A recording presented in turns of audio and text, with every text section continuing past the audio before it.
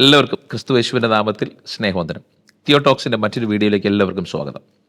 ഇന്ന് നാം ചർച്ച ചെയ്യാൻ എടുത്തിരിക്കുന്ന വിഷയം സഭയുണ്ടായ കാലം മുതൽ, ബൈബിൾ ഉണ്ടായ കാലം മുതൽ ദൈവസഭയോട് പ്രത്യേകിച്ച് നിരീശ്വരവാദികളായ ഈശ്വരവിശ്വാസമില്ലാത്ത മനുഷ്യർ ചോദിച്ച ഒരു പ്രധാനപ്പെട്ട ചോദ്യമാണ്, ഒരു ക്ലാസിക് ക്വസ്റ്റ്യനാണ്. അതിപ്രകാരമാണ്: ദൈവം എന്തിനാണ് മനുഷ്യനെ സ്വതന്ത്ര ചിന്തയുള്ളവനായി സൃഷ്ടിച്ചത്? അവർ ബൈബിളിലെ ഒരു പ്രധാനപ്പെട്ട ആശയം എടുത്തുകൊണ്ടാണ് സംസാരിക്കുന്നത്. അതിങ്ങനെയാണ്: നന്മ തിന്മകളെക്കുറിച്ചുള്ള അറിവിൻ വൃക്ഷഫലം കഴിച്ചാൽ മനുഷ്യൻ പാപിയായി പോകുമെന്ന് ദൈവത്തിന് അറിയാമായിരുന്നല്ലോ. പിന്നെ എന്തിനാണ് അങ്ങനെ ഒരു വൃക്ഷം, അങ്ങനെ ഒരു മരം, അങ്ങനെ ഒരു ഫലം ആ തോട്ടത്തിൽ വെച്ച് പിടിപ്പിച്ചത്? അത് വയ്ക്കാതിരുന്നെങ്കിൽ ഈ ബുദ്ധിമുട്ടുണ്ടാകുമായിരുന്നില്ലല്ലോ എന്നൊരു ചോദ്യം പല സുഹൃത്തുക്കളും ചോദിക്കാറുണ്ട്. എത്രത്തോളം കൃത്യമായി, എത്രത്തോളം മനോഹരമായി ആ ചോദ്യത്തിന് മറുപടി കൊടുക്കാൻ കഴിയുമെന്ന് പലപ്പോഴും നമ്മൾ ആശങ്കപ്പെടാറുണ്ട്. കാരണം ദൈവികത്തിൻ്റെ കാര്യങ്ങൾ, പല കാര്യങ്ങളും മിസ്റ്ററീസാണ്, മർമ്മങ്ങളാണ്. എങ്കിലും ബൈബിളിൻ്റെ വെളിച്ചത്തിൽ ചില കാര്യങ്ങൾ അതുമായിട്ടുള്ള ബന്ധത്തിൽ പറയാനായിട്ടാണ് ആഗ്രഹിക്കുന്നത്. ഇവിടെ ഏതെങ്കിലും രണ്ട് മരം എന്നുള്ളതിനേക്കാൾ കൂടുതൽ, അല്ലെങ്കിൽ രണ്ട് വൃക്ഷങ്ങൾ എന്നുള്ളതിനേക്കാൾ കൂടുതൽ, തോട്ടത്തിലുണ്ടായ അല്ലെങ്കിൽ നിന്നിരുന്ന അറിവിൻ വൃക്ഷഫലവും അതുപോലെ തന്നെ ജീവൻ്റെ വൃക്ഷഫലവും രണ്ട് പ്രധാനപ്പെട്ട വസ്തുതകളെയാണ് കാണിക്കുന്നത്. അത് മനുഷ്യന് കൊടുത്തിരുന്ന തിരഞ്ഞെടുക്കാനുള്ള സ്വാതന്ത്ര്യം. അപ്പം വൃക്ഷങ്ങൾ എന്നുള്ളതിനേക്കാൾ കൂടുതൽ നമുക്ക് മനുഷ്യൻ്റെ തിരഞ്ഞെടുപ്പിനുള്ള സ്വാതന്ത്ര്യം. എന്തിനുള്ള തിരഞ്ഞെടുപ്പാണ്? നാശത്തിലേക്കുള്ള തിരഞ്ഞെടുപ്പ്. സ്വന്തമായി സ്വതന്ത്രമായി നിൽക്കാൻ, ദൈവാശ്രയം കൂടാതെ നിൽക്കാൻ ഉള്ള തിരഞ്ഞെടുപ്പ്. മറുഭാഗത്ത് ജീവന വൃക്ഷഫലം, ദൈവത്തെ ആശ്രയിച്ച് ദൈവത്തിൽ നിന്നുള്ള ജീവൻ പ്രാപിച്ച് ജീവിക്കാനുള്ള തിരഞ്ഞെടുപ്പ്.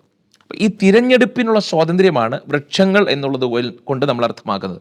നമ്മൾ കേവലം ഒരു ലിറ്ററലി അക്ഷരീരികമായി വൃക്ഷങ്ങളായി മാത്രം കാണാതെ ഇത് നമ്മൾ മനസ്സിലാക്കുന്നത് അത്യന്താപേക്ഷിതമാണ്.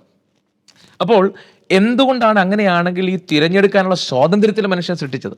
അതങ്ങ് ഒഴിവാക്കിക്കൂടായിരുന്നോ? സ്വതന്ത്ര ചിന്തയില്ലാത്ത മനുഷ്യനായി സൃഷ്ടിച്ചിരുന്നെങ്കിൽ, ദൈവം പറയുന്നത് മാത്രം അനുസരിച്ച് ജീവിക്കുന്ന ഒരു മനുഷ്യനായി, അല്ലെങ്കിൽ അങ്ങനെ ഒരു മനുഷ്യരായി ദൈവം സൃഷ്ടിച്ചിരുന്നെങ്കിൽ അതും പ്രശ്നം ഒഴിവാക്കാമായിരുന്നു. അങ്ങനെയാണെങ്കിൽ എന്തിനാണ് സ്വതന്ത്ര ചിന്ത കൊടുത്തത്? ഫ്രീ വിൽ എന്തുകൊണ്ടാണ് കൊടുത്തത്? അതിന് ബൈബിൾ മുൻപോട്ട് വെക്കുന്ന ആശയം എന്ന് പറയുന്നത്, അല്ലെങ്കിൽ ക്രിസ്ത്യൻ തിയോളജി മുൻപോട്ട് വെക്കുന്ന ആശയം എന്നുള്ളത്, സ്വതന്ത്ര ചിന്തയുള്ള ഒരാൾക്ക് മാത്രമേ സ്നേഹിക്കാനായിട്ട് കഴിയുള്ളൂ.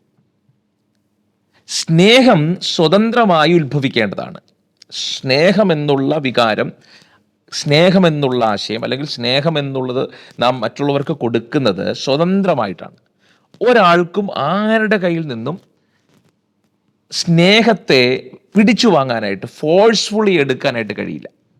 എനിക്കൊരാളെ സ്നേഹിക്കാം, പക്ഷേ മറുഭാഗത്ത് നിന്ന് ആ സ്നേഹം ലഭിക്കണമെങ്കിൽ ആ മനുഷ്യന് തോന്നാതെ, ആ വ്യക്തിക്ക് തോന്നാതെ, കാരണം സ്നേഹം നിലനിൽക്കണമെങ്കിൽ സ്വാതന്ത്ര്യം ഉണ്ടായിരിക്കണം. മറുഭാഗത്ത് തിരിച്ചു സ്നേഹിക്കാൻ സ്വാതന്ത്ര്യമുള്ളിടത്ത് മാത്രമേ സ്നേഹം നിലനിൽക്കുള്ളൂ.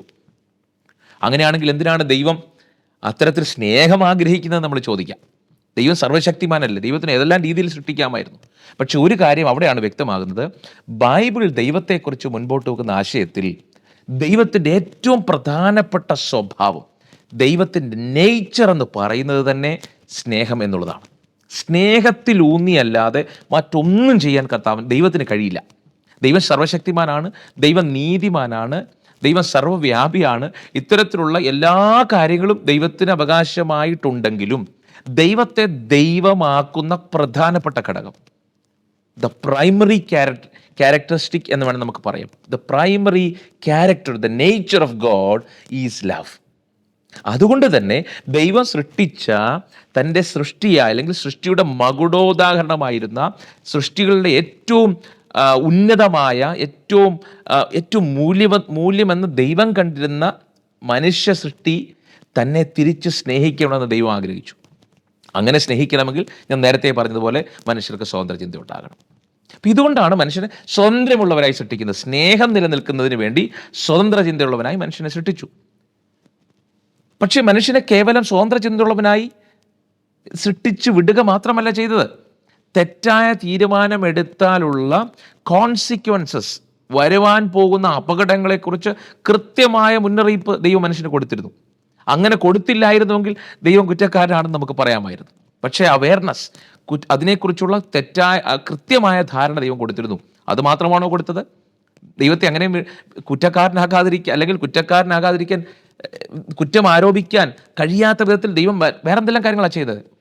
ആ സ്വതന്ത്ര ചിന്തയിലേക്ക് അല്ലെങ്കിൽ തെറ്റായ ചിന്തയിലേക്ക് പോകാതിരിക്കാനുള്ള കഴിവും പ്രാപ്തിയും മനുഷ്യന് കൊടുത്തിരുന്നു.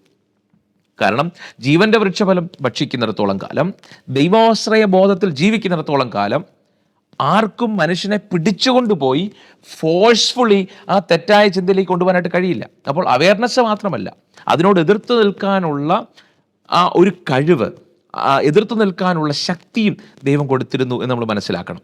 ഇതില്ലായിരുന്നെങ്കിൽ നമുക്ക് ദൈവത്തെ കുറ്റക്കാരനാക്കാമായിരുന്നു. അത് മാത്രമാണോ ചെയ്തത്? ഇനി ഈ മനുഷ്യൻ ഇങ്ങനെ തെറ്റിപ്പോയാൽ മനുഷ്യൻ തെറ്റിപ്പോകുമെന്നും ദൈവത്തിനറിയാം, അല്ലെങ്കിൽ തെറ്റായ തീരുമാനങ്ങളിലേക്ക് പോകും എന്നും ദൈവത്തിനറിയാം. അതുകൊണ്ട് ദൈവം മനുഷ്യനെ ഉപേക്ഷിച്ചില്ല.